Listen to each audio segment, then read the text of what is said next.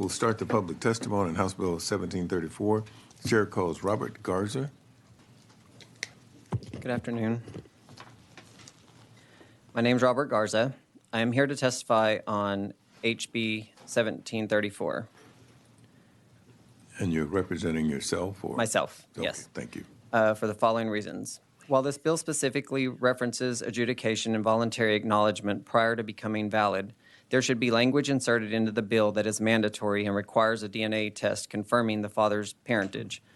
By ensuring that the correct biological father is listed on the birth certificate, the child can also be informed of any medical issues that the child would need to prepare, including high blood pressure, heart problems, cancer, as well as ensuring that the correct person will be supporting the child. This will fix most paternity fraud cases that will exist in the future, which will in return lessen the cases in the family court as well as the criminal court. Section 1B, in ordering retroactive child support under this section, the could shall apply the child support guidelines, parental, postnatal. The assumption is that the mother already has health insurance through at least Medicaid. Receiving 20% of the father's income from conception to birth does not make sense to me. The current bill ambiguous language could easily be interpreted to cover limitless pre- and postnatal items, also equitable, and having meaning ranging from 0 to 100 should certainly not be lifted up to a court's discretion. This would also cause another hearing and expenses for both parents. Section 1C, interest section, while appreciative of the 6% delay, please think about the damage to our youth faced with life's challenges. An 18-year-old presumed father will not only have a lump sum judgment child support debt levied on him and his credit report for the next 18 years, he will also have ongoing 20% plus percent of his income taken from him while trying to support himself and his family. At very least, the lump sum debt should not have accrued interest and not appear on his credit report. Other notable issues with the bill, the order of the man language in the bill. What if a man gets custody? This bill prevents prima facie an ability of a man with custody to receive child support.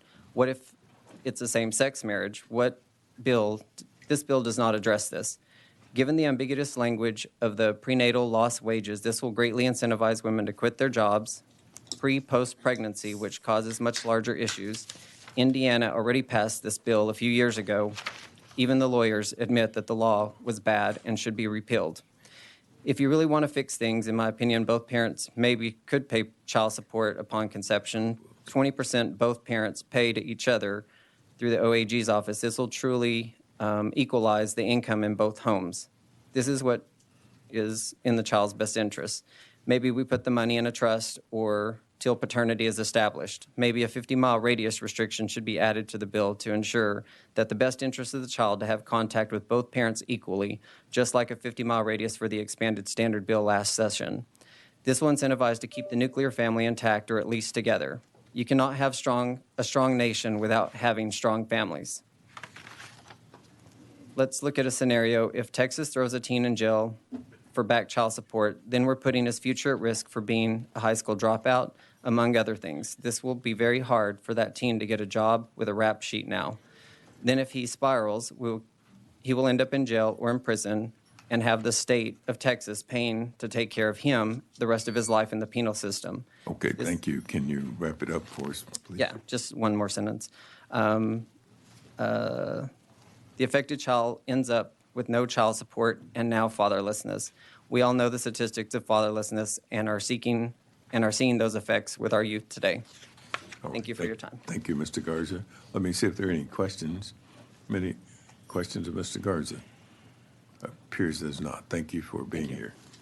Chair calls Stuart Mcmullen. Hi, my name is Stuart Mcmullen, representing myself. I'm testifying on the bill. And I combined two bills into one testimony because Representative Patterson has a similar one. But respect both Representative Leach and Patterson, and we agree on just about everything politically speaking. And I understand the intent of these bills, and I agree with the concept that life begins at conception. I also believe that both parents should be financially responsible for their children, and there's no argument from me on those points. However, I do have some suggestions and concerns regarding this bill.